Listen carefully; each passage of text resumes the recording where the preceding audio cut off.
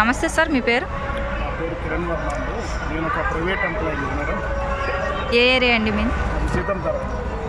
Sir, ఇప్పుడున్న party ఎలా ఉంది సార్? అసలు ఆ పార్టీ పరిపాలన అనేది ఎలా ఉంది? పరిపాలన చాలా జనరంజకంగా జరుగుతుందండి. సంక్షేమ పథకాలు, అభివృద్ధి రెండు సంపాలలో జరుగుతున్నాయండి. రెండు కళ్ళులాగా. అలాగే ఏదైతే 3 సీపోర్ట్లు మన విశాఖపట్నం అభివృద్ధికి చాలా బాగా కృషి చేస్తున్నారు. అలాగే మహిళల సాధికారతకి ప్రధానంగా విద్యా వైద్యం మీద కాన్సన్ట్రేషన్ చేశారు. ఈవేళ పేదోడు గవర్నమెంట్ స్కూల్లో ఐబిక్ సర్కిల్లో చదువుకున్నారంటే అది ముఖ్యమంత్రి గారి వల్లే. ఇది దేశంలోనే మొదటి ర్యాంక్ వచ్చింది. అలాగే కరోనా టైంలో ఈ ఆంధ్రప్రదేశ్ ప్రభుత్వం చేసిన సేవలు అందరినీ బతికించాయండి. అలాగే ఏ గవర్నమెంట్ చేయనటువంటి 30 లక్షల మంది నిరుపేదలకు గృహాలు కేటాయించడం జరిగింది. అదే కాకుండా వాటిని పక్కా రిజిస్ట్రేషన్ కూడా చేస్తున్నారు. అలాగే అమ్మఒడి పథకం ఇవన్నీ కూడా అర్హులైన ముఖ్య వాళ్ళకి అవుతుంది. పాలన అనేది కూడా చాలా జనరంజకంగా సాగుతుందండి. వాలంటీర్లు సచివాలయం ద్వారా గాంధీ గారు చెప్పిన గ్రామ స్వరాజ్యం ఇంటింటికి చేరుతుందండి. ఇంకా ఇది ముందుకెళ్ళాలంటే 2024లో మళ్ళీ జగన్ గారు గెలిచి ఆంధ్రప్రదేశ్లో సస్యశ్యామం చేస్తారని అనుకుంటున్నామండి. సార్, అయితే విద్య వైద్య అని చెప్తున్నారు. మరి విద్యలో ఏంటి, అసలు ఏం కొత్తదనం తీసుకొచ్చారు? విద్య ఈరోజు పేదోడు ఇంగ్లీష్ మీడియం స్కూల్లో చదవడం అనేది ఒక కళ్ళ ఉండేది. అలాంటిది సిబిఎస్ఈ సిలబస్, ఐపీ సర్క్యులం అంటే బ్రిటన్ లండన్లో ఉన్న కరిక్యులం కూడా ఇక్కడ ఇంట్రడ్యూస్ చేశారు. అలాగే ప్రతి విద్యార్థికి ఒక ట్యాబు బైజూస్ కోర్స్ ఇచ్చారండి. అదే బైజూస్ కోర్సు బయట కొనుక్కుంటే 1,50,000 అవుతుంది. అలాంటిది నిరుపేదకి ఒక ట్యాబు ఒక బైజూస్ కోర్స్ అందించడం అనేది జీవితంలో చూడండి. అలాగే జగనన్న గోరుముద్ద, జగనన్న విద్యా దీవెన స్కూల్ని చాలా సస్యశ్యామలంగా చేశారు. అలాగే ఆరోగ్యశ్రీ పరిమితిని 5 లక్షల నుంచి 25 లక్షలు దాకా పెంచడం జరిగింది. వైద్యం నారాయణ హరి అంటారు, అంటే వైద్యుడు దేవుడితో సమానం అని. గవర్నమెంట్ హాస్పిటల్ పిహెచ్సిలను ఎక్కడికక్కడ డెవలప్ చేసి గల్లీకి ఒక ఏరియా హాస్పిటల్ లాగా తయారు చేయడం జరిగిందండి. ఇంతకుముందు ఆరోగ్యశ్రీలో 2,000 దాకా ఉండేవి, దాన్ని 10,000 వ్యాధుల దాకా తీసుకుని వెళ్ళడం జరిగింది. విద్య ఆరోగ్యంలో సమూలంగా మార్పులు జరగడం వచ్చింది. అలాగే ర్యాంకింగ్లో కూడా విద్యలో నెంబర్ 1 ర్యాంకింగ్ వచ్చిందండి. ఇంకా పేద పిల్లలు చదువుకోవాలన్నా, సామాన్యుడు ఆరోగ్యం బాగుండాలన్నా మళ్ళీ జగన్ గారే రావాలని చెప్పి మేము కోరుకుంటున్నాం.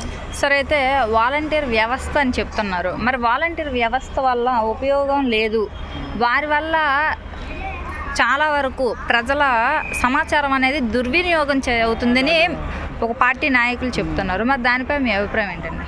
అది ఎవరు చెప్తారండి? ఇదే జనసేన కానీ తెలుగుదేశం కానీ సభ్యత్వం తీసుకున్నప్పుడు మీరు ఎందుకు డీటెయిల్ తీసుకుంటున్నారు?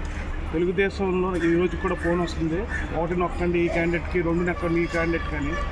అది మీరు తీసుకున్నప్పుడు అది దుర్వినియోగం కదా? అదే దుర్వినియోగం ఏం కాదండి. ప్రతిదీ సమాచారం ఇస్తున్నారు. వాలంటీర్లు అన్నోళ్ళు మనలో ఒకలే మమేకం అయిపోయారు. 50 ఇళ్ళకి ఒకరు ఉండడం వల్ల ఉదయాన్నే 4 గంటలు వేసి పెన్షన్ ఇస్తున్నారండి. నేను చాలామంది చూసామన్నమాట. మేము సీతందరలో ఉన్నప్పుడు మా గుడా కాంప్లెక్స్ దగ్గరికి ఉదయం వచ్చి 2 రోజులు 3 రోజులు 6 నుంచి జనాలు వచ్చి ఉండేవారు. అలాంటిది ఎవరోళ్ళు ఎక్కడైనా మ్యాప్ చేసుకోవచ్చు.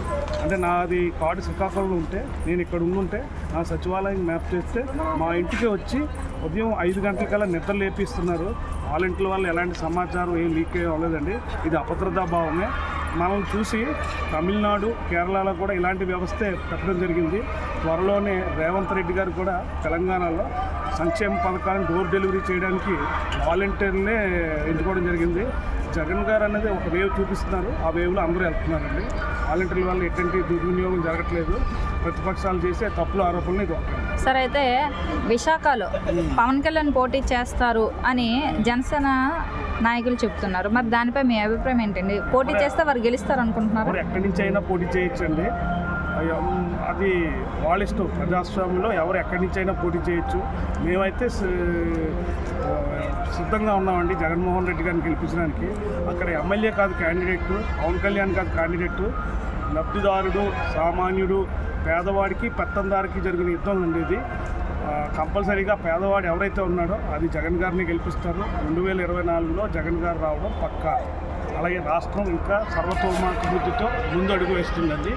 ఇంకా సంక్షేమం, అభివృద్ధి లేదని అంటుందండి. మన రాష్ట్రంలో 950 కిలోమీటర్ల సముద్ర మార్గ తీరం ఉందండి. ఇప్పుడు దాకా వచ్చిన ఏసీఎం కూడా పోర్టుల మీద దృష్టి పెట్టలేదు. ఈయన 3 పోర్ట్లు 7 స్టాండింగ్ జట్టీలను తయారు చేశారండి. ఇది రాష్ట్ర ఎకనామిక్కి బూస్టింగ్ అండి.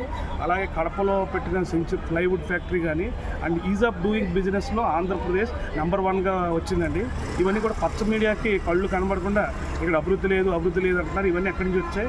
అలాగే జీడిపి వృద్ధి రేట్లో మన ఆంధ్రప్రదేశ్ నెంబర్ 1 వచ్చిందండి. అది అభివృద్ధి లేకపోతే జీడిపి వృద్ధి రేట్ ఎలా వస్తుంది? అలాగే మన అప్పులు 10 లక్షల కోట్లు అంటారు. అవి కాదు. కేంద్ర గణాంకాల ప్రకారం 2014లో రాష్ట్రం విడిపోయేటప్పటికి 75,000 కోట్ల అప్పు ఉండేదండి. చంద్రబాబు నాయుడు గారు 5 ఏళ్ల పాలనలో 2,30,000 కోట్లు అప్పు జరిగింది. ఈ 4.5 ఏళ్ళలో కేవలం 2,40,000 కోట్లు మాత్రమే అప్పు జరిగింది. టోటల్ ఈరోజు ఆంధ్రప్రదేశ్కు ఉన్న అప్పు 4,90,000 కోట్లు. ఈ 2,40,000 కోట్ల అప్పుల్లో కూడా 2,11,752 కోట్లు సంక్షేమ పథకాల ద్వారా ప్రతి ఒక్కరింటికి చేరడం అయింది. ఇదే చంద్రబాబు నాయుడు గారు ఉన్నప్పుడు 2,50,000 కోట్లు ఏం చేశారు? మీరు హామీలు అమలు చేయలేదు. అమలు కానీ 666 హామీలు ఇచ్చి సంపూర్ణ రుణమాఫీ అన్నారు. లాస్ట్లో 10,000 రూపాయలే చేశారు.